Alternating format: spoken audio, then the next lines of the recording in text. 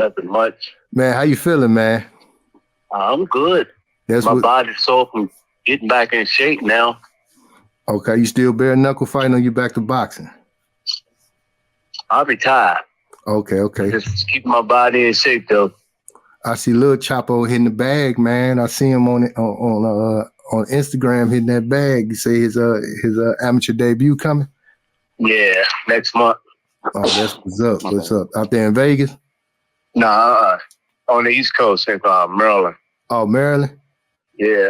All right, that's what's up. Hey, I just want to ask you a couple things about boxing, but first and foremost, man, I want to ask you, how was it when you was in the ring being the first man to wobble Floyd Mayweather, man? It was good. I mean, that was a very difficult fight for me because Floyd took it to another level. After I hit him in the fourth round, he changed it up and started boxing.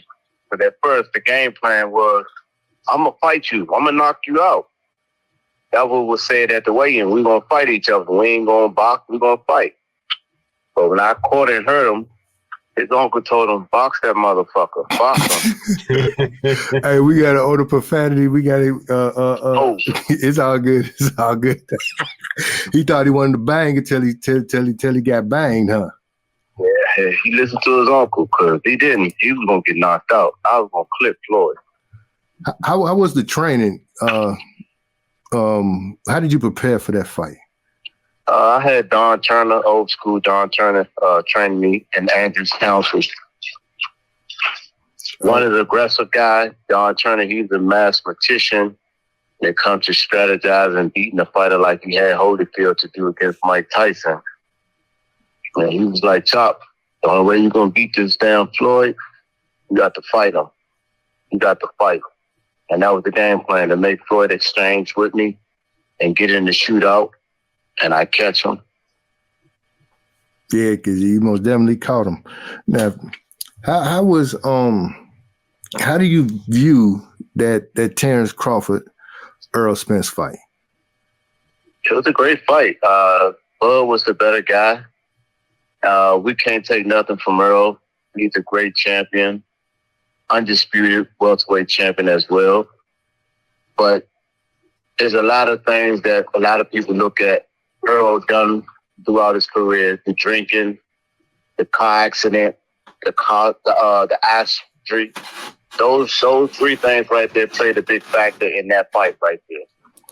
So do you think, because as far as we seeing the videos of Earl, it looked like Earl was under the influence of something when he stepped inside the building, that wasn't the Earl Spence that we normally see in a fight. He was not competitive. Even if Crawford would have beat him, Earl is way more competitive than what he showed to be in that fight. You know what I'm saying? Earl looked at high, eyes low, eyes red, sluggish, super slurred speech and hitting the pads all wrong and messed up. Do you think being drained played a part in that the weight cut, the weight loss? Do you think that would have made him come in looking like high and drugged up? Well, I can say being drained can really exhaust you and give you a lack of energy when it comes to performance if you don't rehydrate properly.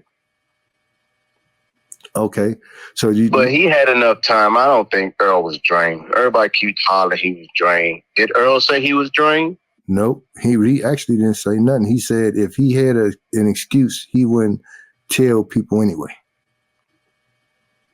There you go. So he ain't gonna make no excuse. Bud was the better guy. Bud beat him that night. Now, do you think that, because even Bud gloves looked like they was used, wrinkled, and all kind of stuff, like them gloves looked bogus, even though Bud won, but do you think Victor Conte had anything to do with that performance? Because some people say that Bud was on that juicy juice. And there's another. They can say if they can say what they want to say. If the boy took the test and he cleared past, you can't say nothing about it. Okay, now this is the other thing. I want to ask you this question because Victor Conte is the funder of VADA. He funded Vada. So, and Victor Conte make undetectable steroids. If Victor Conte gave him undetectable steroids, would he test positive when he took the test? How could he test positive if you gave him undetected steroids? So it's a good chance that even though he was tested, he could have still been on something in this case. I will agree, yes. Okay, that's all we want is the truth. Chop Chop.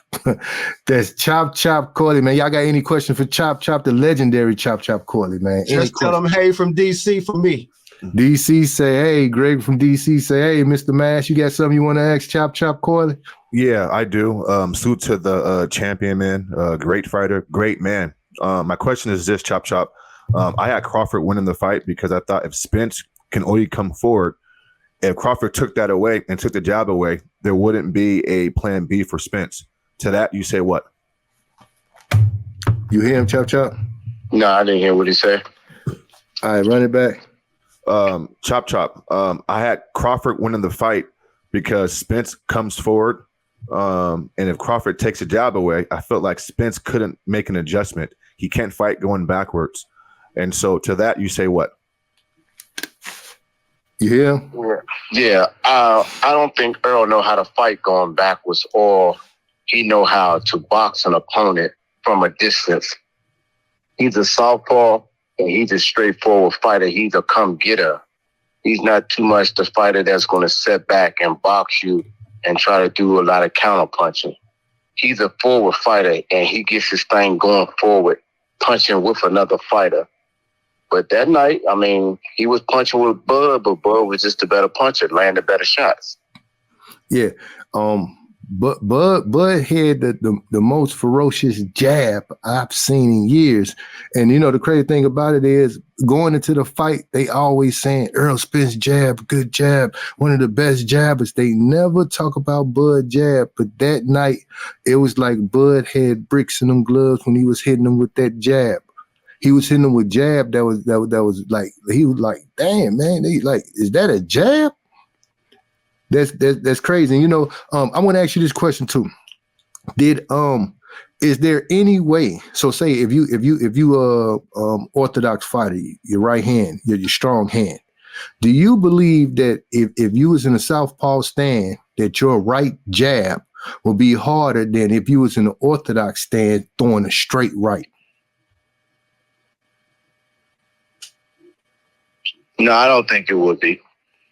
Okay, I wanted to get an actual boxer opinion because like I had Dewey Cooper on here, and he just swear by everything walking that if you're a right hand fighter, your jab being in a southpaw stand will be harder than your straight right coming from orthodox. And I was like, how?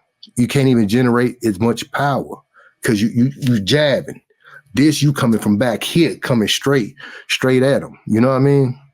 But some fighters are different. Like me, I'm a right hand, I'm southpaw. Yeah. Everyone think my left hand supposed to be my power hand. Mm-hmm. I am a southpaw. My right hand is my dominant, strong hand. Because when I grew up, I done everything with my right hand except right, eat. I'm left-handed. But I do everything right-handed. I throw, I shoot, I dribble. Yeah. So, so you say your right hand, your dominant hand. So do you think? Yes, it is. Okay, so you being in an orthodox stand, if you just throw that straight right, I'm talking about that power shot. Pow, you think that'd be harder than you just throwing a jab? Hell yeah. My right hand is my dominant hand. If I turn in a right hand stand, and I twist my hip and throw a straight right hand, it's going to be way powerful than my jab. Exactly. That's why I wanted to, you know, because somebody on here like, hey, Mr.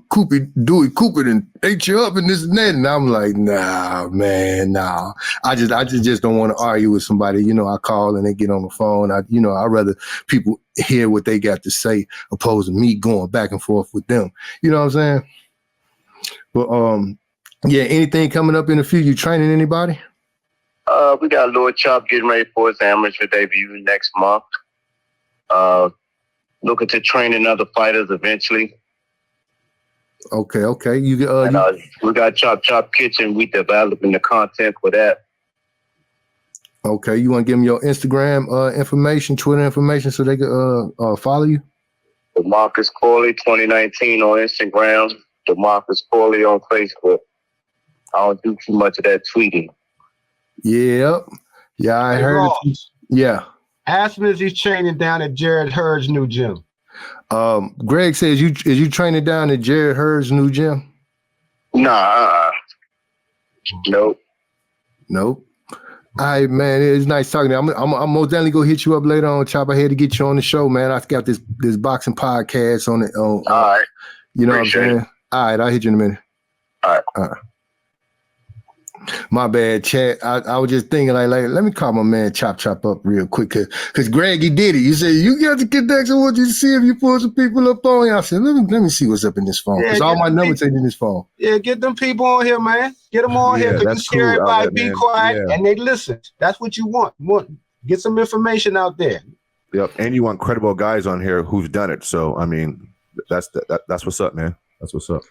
Yeah, I got man, let me tell you something. I got so many people numbers, man. It don't make no sense. I gotta find my Android because this is an iPhone. I ain't, I'm old school. Jack, I'm Android, shut it.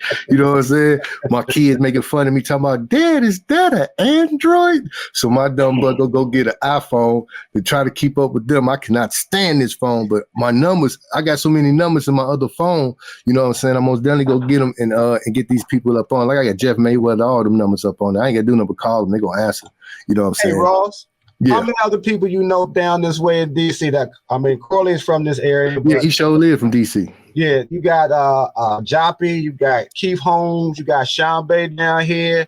I think Bo is still down this way. I'm not sure whether he done moved back to North Carolina or not, but you got whoever you know that's down this way, is particularly who were welterweights and middleweights that's down here. I'm sure will be happy to, get on and chop it up with you. Yeah, hold on for 1 second. Let me check it better in this camera. Mr. Bear 24. Greg, you know that's not him.